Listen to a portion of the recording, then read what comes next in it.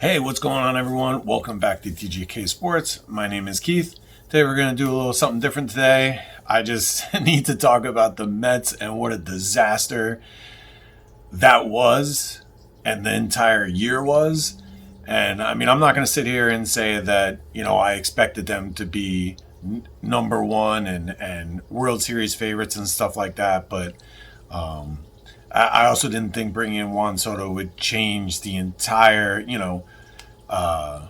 landscape of everything. But what happened was just crazy, and I can't believe it. And they were just kind of slowly dying all year, but I definitely thought they would make it.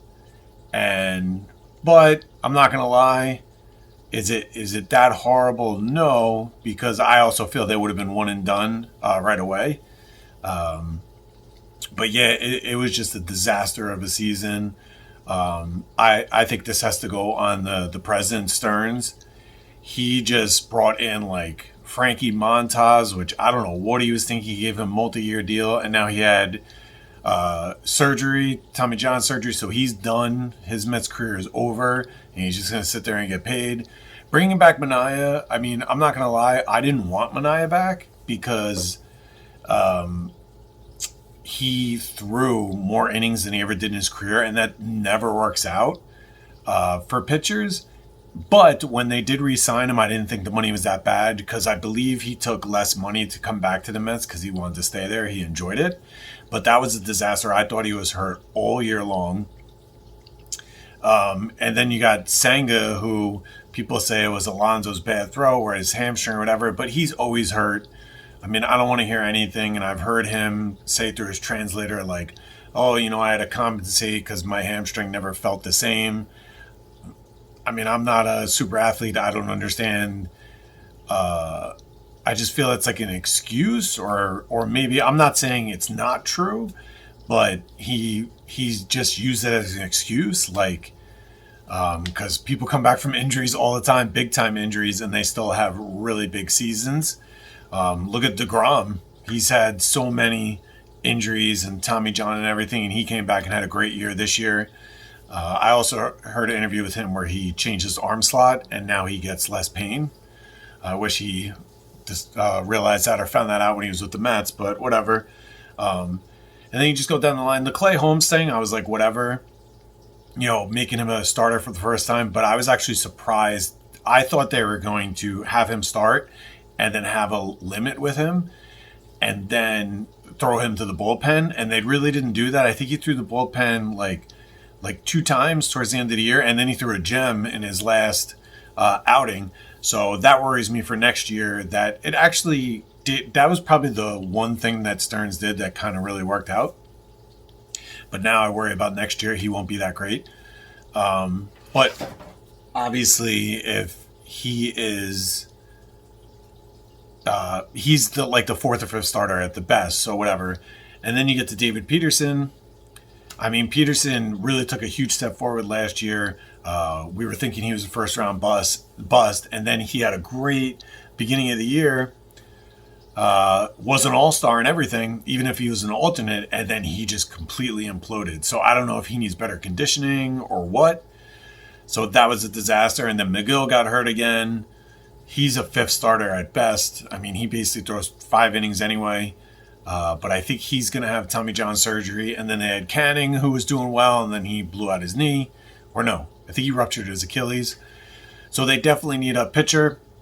What I would have done personally, I would have traded for Crochet. I mean, it's easy to say it now, and I'm not playing Monday morning quarterback, but that was one thing I thought. If you want to go, and I know that's apparently not Stearns' way.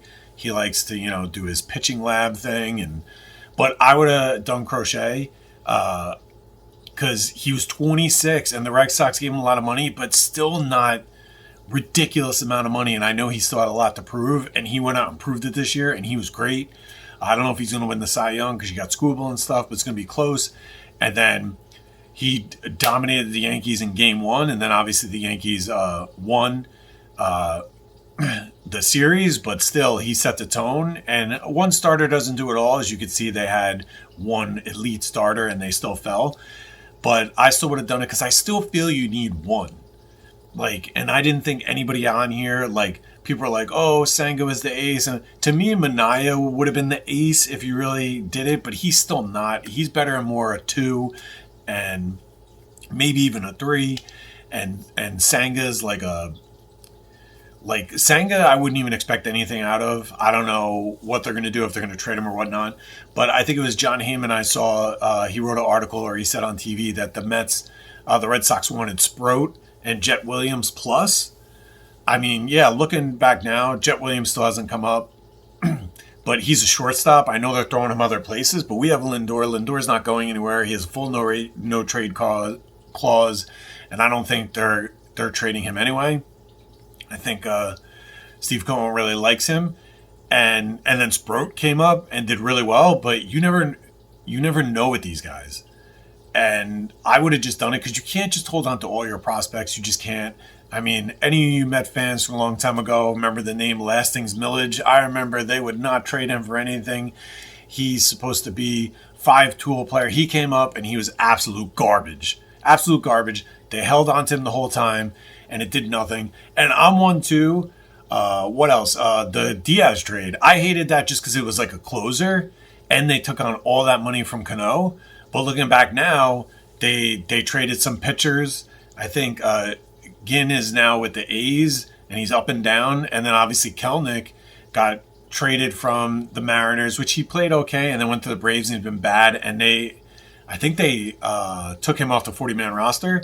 So looking back now, yes, the Mets made out in that trade, but they also handcuffed themselves with Will Pons having Cano on the team with his salary. But obviously everybody else was bust. And then I think I saw it was forget what it was, but it was on maybe MLB Network where they talked about like I think it's Dave Dombrowski, the president of the Phillies. Like whether he was not doing the Red Sox or the Phillies, he always trades big prospects, and none of them have ever panned out. I think they said the best prospect he traded was Yoan Moncada, and he's an average, serviceable player. And I understand you could trade like the Mets, that dumbass trade Pete Armstrong for half a season of awful ass Baez. I don't even know why they did that, because number one, with me, they weren't even close then, and they weren't one player away from making it. And then he came here, his dumbass dumbed down stuff. He got hurt. Then he went to Detroit, and he was terrible. He played a little bit better this year, but to me that was just different. And I actually saw, I heard a podcast from the, I'm forgetting his name now, the GM of the Cubs, and he said when the Mets came to them, they took Alvarez, Vientos, Beatty, all these guys off the table. So even though Pete Armstrong was just in single A, he was their first round pick and he was coming off shoulder surgery. So the Mets were like, yeah, we'll get him. And obviously that was stupid. Even, but I definitely would have traded those prospects for Crochet, because I know they didn't trade the top ones, but look at all the top ones, not top ones, but names that they traded at the deadline, which is another story. Everyone at the deadline was a bust. Cedric Mullins, I didn't love Cedric Mullins, but Tyrone Taylor was just an automatic out. McNeil in center field just didn't work, because then you have 3 bad outfielders. You got him in center. He's a freaking second baseman. Even though people give him a lot of crap, he does what he has to do. You want him in left or right or center or second base, he does it. DH, whatever. He's actually one of my favorite players. I do feel he might be gone though. But yeah, you'd have him in center, Soto in right, and Nimmo in left, and they're all terrible defenders. So I was like, whatever. I don't know what they gave up for Mullins, if anything was really good, but he was a complete bust. He came here, and I don't know if he just hated New York and he was just miserable. I'm sure it's tough to switch mid-season and stuff like that, but you have to be prepared. He was god awful, and he's not even like an elite defender. He's okay out there, but he's not Taylor or Pete Armstrong or one of these guys. So that was a disaster. Helsley, oh my god, Helsley, I don't know what they gave up, but I didn't want him. It doesn't mean much, but I had him on my fantasy team this year. I wound up trading him because I was like, man, he hasn't been as good, and I was like, oh, he might get traded. So I remember I traded him and Casey Mize, who had a breakout season, for Detroit for Diaz. I hate closers anyway in fantasy, but I knew it. I just saw throughout, just even if I saw him on TV or against the Mets, I would watch and then I would just see his stats to him in fantasy. I was like, man, he's just having an off season. He came to the Mets and he was god awful. I mean, someone probably would get a good bargain on him because he's not going to command too much money, I don't think.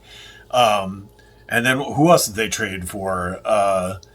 Rogers from the Giants, who he was okay, I would say, and they gave up guys I've heard of like Gilbert and the pitcher Tidwell. I think he came up and started a couple early in the year, but man, that was just god awful. And they didn't trade for any starting pitchers, and I get it. I saw the interview with Stearns, him saying Met fans would be even more upset if they traded for who was out there that got traded. I think the number one guy was Kelly, right?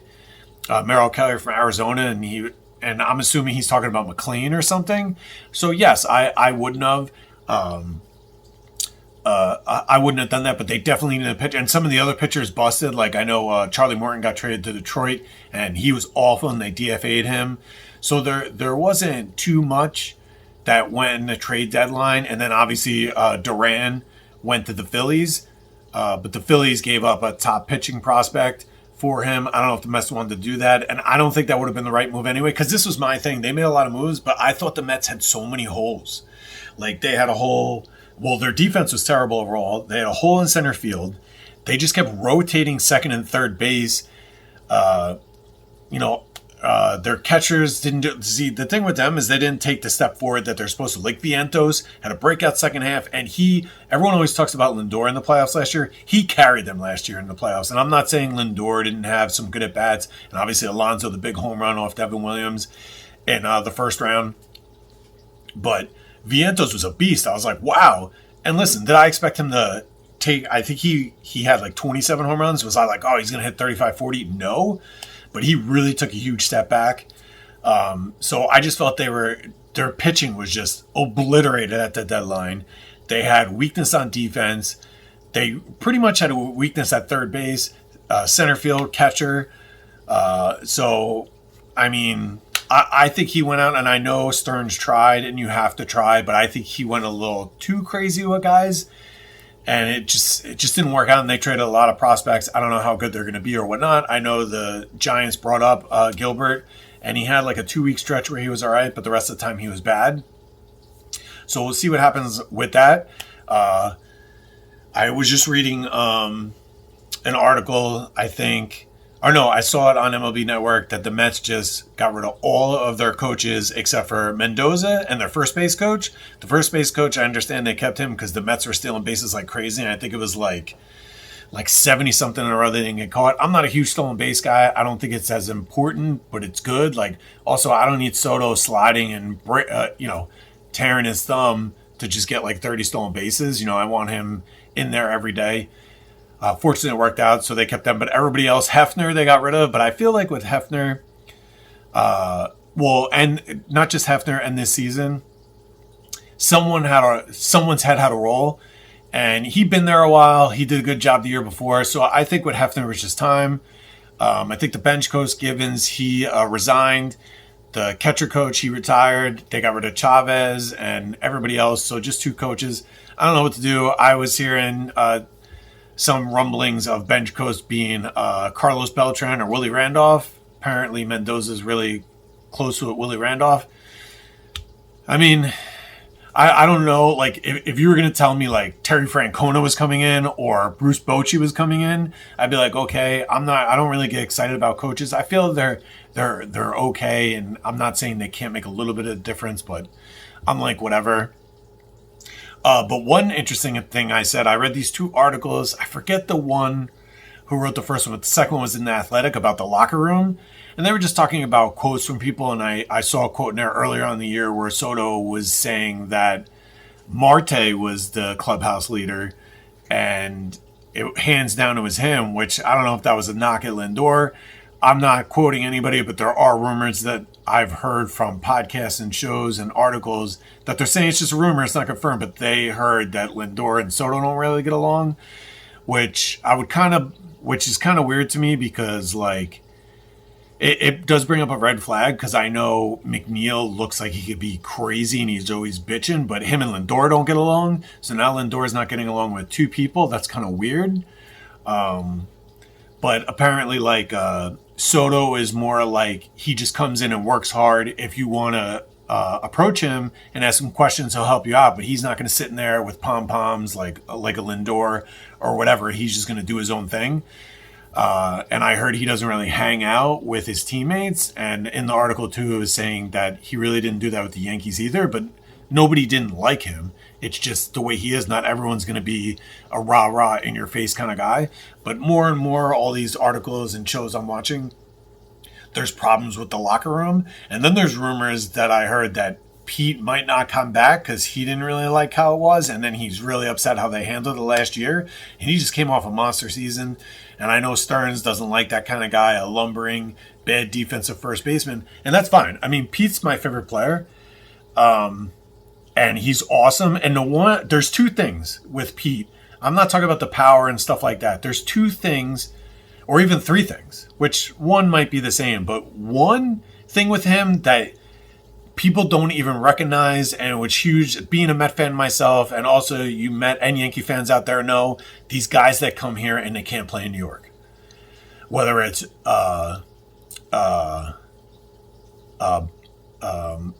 Jason Bay, and even great players like Roberto Alomar, Carlos Baerga, Randy Johnson. These guys, they can't come here. So like, but then other guys can, like a Tino Martinez or Mike Piazza. And I know Pete didn't come. Pete grew up here, and the one thing with him is he could play in New York. And another thing that might be the same thing is he stands in front of his locker every day after the game and he answers whatever questions. He doesn't run from stuff. He doesn't get in arguments like a Bobby Bonilla or anything like that. Like, he takes it, and then I don't know if those two are the same, but then in 3, he plays every day. The best ability is availability, and he's there every day. And I mean, if they get rid of him, I mean, there's nothing I can do. Obviously, I don't want them to. I think it's stupid. And so many people are like, oh, it's easy. We'll just put Vientos at first. Okay, first of all, Vientos had a bad season, and now he basically has one half of good baseball, because the beginning of 2024, he was terrible.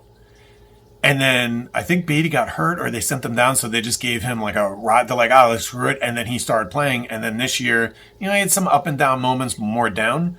And then he's not a first baseman. So it's like, okay, Pete's a bad first baseman, so you're going to put another bad first baseman there?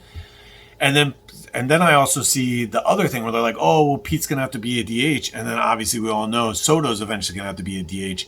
And that's the problem here with the Mets, I feel. They have so many guys that need to be DHs. Like, I feel Nimmo is going to go there. If they bring Alonso back, Soto. I mean, it's just a problem. I do want Pete back. It's tough to replace 30 and 100. And like I said, he plays every day. And he could play in New York. I just think it's so valuable. I know he's older. I don't care. I want him back. Defense, I don't care about defense.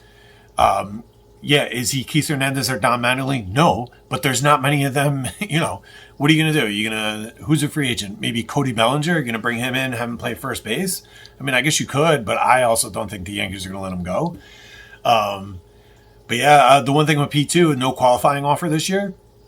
So teams are probably going to sign him. A perfect fit for him, I would say, is the Giants. I mean, his numbers will go down. I heard a lot of power hitters don't want to go there, but they have money and they can throw him out there to have a lineup with him and Devers in there. That'd be pretty good. I've also heard rumors like Bruce Bochy and the Rangers parted ways, and I heard one of the things is Buster Posey wants him back at the Giants. I don't know. But yeah, it's just tough. See, with me, what I would do with the team is, all right, next year, I still think they need a number one. I don't know where they're going to get it from. I don't know who's out there right now, who's a one. But I feel they need a number one pitcher, because this is the thing, too. Like, I'm big on, they said this back in the day, and people were up in arms about it. Like, when the Mets kept missing with Wright and Reyes, a lot of people were like, oh, they should trade one because the core. Like, I think they might have to do that now, because the core right now is McNeil, Alonso, Soto, Nimmo, and Lindor. That's the core. And the crazy part is, to me, Soto and Lindor aren't going anywhere just because Soto's a full no trade cards and he's Juan Soto and he's still young and he had a great year. Even though he did hit crappy in runners in scoring position, he left some people on base towards down the stretch there. But whatever. He's still a great hitter. Blah, blah, blah. Lindor's not going anywhere. I would trade Lindor if they could, in my opinion, because I never really loved Lindor coming here. He has had good years, but I feel he's like kind of like I always see him sit in front of there. He's like, oh, I got to hit better, but you can't question my defense. And then he goes out in the next game, makes errors, and his defense did take a decline this year. And then they have some of their prospects are shortstops, but he just makes way too much money, and he's fine. Obviously he's a 30-30 guy. Super streaky, though. Super duper streaky. And his defense has taken a step back. Obviously, he's getting older. And so then that leaves Alonso and Nimmo. I don't know if anybody's taking Nimmo. He still has so many years. I love Nimmo, though. I am a big fan of Nimmo. He's another one that could play in New York. He answers questions, stands in front of his locker. I'm not going to say he plays every day like the last couple of years he did. He does have chronic neck things. But his defense took a step back. Like when he signed the contract, okay, he's center field, then they move him to left. And then he wasn't that great in left. His throwing arm's not that great. I don't know if anybody wants him. But then you run into a problem in a couple of years. If you bring Pete back, you got Nimmo, Soto, and Alonso that all need to DH. So I don't know. They definitely need to bring in a center fielder. I was fine with Tyrone Taylor. But then you need to make up offensively. And they had so many people bust. Obviously, Vientos and Alvarez. And Alvarez, I like Alvarez. He works hard. You could tell. And he plays hurt. And he did show sign after I sent him to minors. He did come back and played better. Then got hurt again, obviously. But maybe he just needs to move on and they go with Stearns. I don't know. They don't have much catching depth. But Stearns, in my opinion, is great defender, and he throws out people like crazy, and everyone always is like, oh, just make him the starter. But I felt when Alvarez went down and he was the starter, like he didn't hit. But when he was a part-time, when Alvarez was playing 4 or 5 games a week and he was playing 2 or 3, he hit better. So I don't know if the grind of it or whatever, but obviously I'm cool with him. So obviously Soto's going to be in right. Center field, they need somebody. I'm fine with just getting defensive. I don't know who's out there right now. Nimmo, if they keep Nimmo in left. Shortstop is Lindor. But now, if you don't bring Pete back, and that's a huge, huge loss. But the one thing I'll say, at least, they have to get a number 1 starter. They have to get a number 1 starter. Because, yes, McLean came up and was great, but he's young. And his last start was kind of bad. Maybe he got tired. But if you could just put, I don't know who's out there. I think Miro Kelly's out there, but I don't think he's number 1. He's really good, but I don't know. Now, what I would do, and I know you'd have to give a lot, and you call me crazy, but I would at least have to call and see what's up. I'd call the Pirates and be like, Paul Skeens, what do you want? Now, you might have to give up your home farm system, and then if the Pirates do it, they should just quit and close the team down. But that's what I would do as the president. I would go in there and be like, okay, what do you want? What do you want? And I would just try to do it without trading McLean. Everybody else is on the table. Tong, Sproat, Jet Williams, Bange. Is that how you say his name? I don't know. That I would do. But just try to keep McLean, because then at least you have one young guy. Maybe would they do Sproat, Tong, and Jet Williams? Probably would take more than that. But that would be the first thing I would do.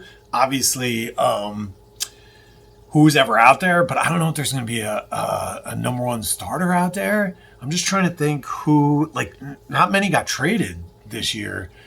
I probably should have done better research, so I apologize to that. But I basically just want to talk about that. But, if they get an ace, right, and then you go McLean, right, Manaea, I think Manaea has problems in his elbow, but let's just hypothetically say everybody's healthy. And you get some kind of ace, McLean 2, Manaea 3, and then you go Sproat, Peterson, and then whatever you get out of Senga, whatever. And then you got other guys like Holmes and stuff like that, but you never know what's going to happen. They need a number one. Like, I feel like they just have a bunch of 4 and 5s. Like, even when Griffin Canning was healthy, he's a 4 or a 5. Holmes, even if he transitions well to the starter from the bullpen, he's a 4 or a 5. Peterson is a 3, I think, at most. Max is a 2, but I think he's more like a 3. McGill's always been a 5. Manaea, he had that one half a good year with the Mets where he changed his arm angle, and then this year he was striking out a lot of guys. But also, I noticed they said in the broadcast his velocity was down like 2 to 3 miles an hour. I think he was playing hurt. But right there, if you get an ace, that's what I'm just saying. I wish they did Crochet or Skeens.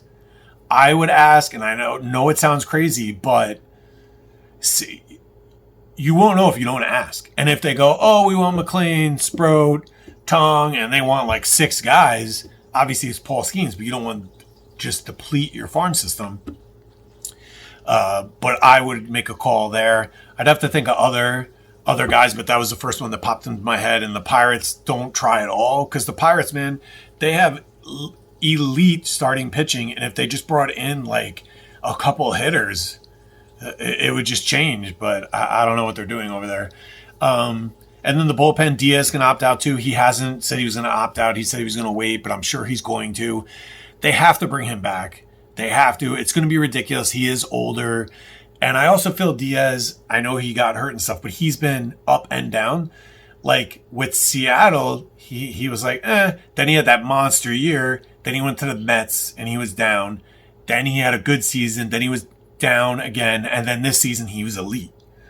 But their bullpen, oh my God. My wife, she can't freaking stand it anymore. Me talking about the bullpen for years. So that's why at the deadline I was like, at least they brought guys in and it failed. Oh, who else? Soto. That guy, he started off good, but no good. I don't know what more they can do. Some guys just can't make it in New York. And what stinks is all those guys, they trade all those prospects for. Actually, I think Soto might not be, but I know Rogers and Helsley are free agents. So they did rentals with those guys. And Ryan Stanek, he has to go. I don't know how he survived. I know he had a little spurt a couple weeks before the season where he was doing well, but he was awful. His ball must be completely straight with no movement because he throws hard and people just are on top of it. It was just... My friends always ask, or they say like, sorry about the Mets. I'm kind of used to it by now, which is a terrible thing. I had higher hopes with the owner and stuff, but I also feel they made bad decisions. Like Mendoza at the end and that last game, Manaea... I know Manaea's up and down, but an inning and 2/3, and he took him out. Like, what are we doing here? I just didn't understand that. I feel like he kind of panicked a little bit, Mendoza, and he was really all over the place. I feel like he had a really bad last 2 weeks of the season. But we'll see how that goes. They're going to bring all new coaches in here, like I said. They have to do something with the core. I think, in my opinion, early October, I think Alonso's gone, but that's all on Steve Cohen. Because if he really wants Alonso back, Alonso will be back. Because I don't think Stearns wants him, no matter what he says. And I also think Soto was the owner. I really do. I really feel Stearns didn't want to give that kind of money out. I feel that was all Steve Cohen.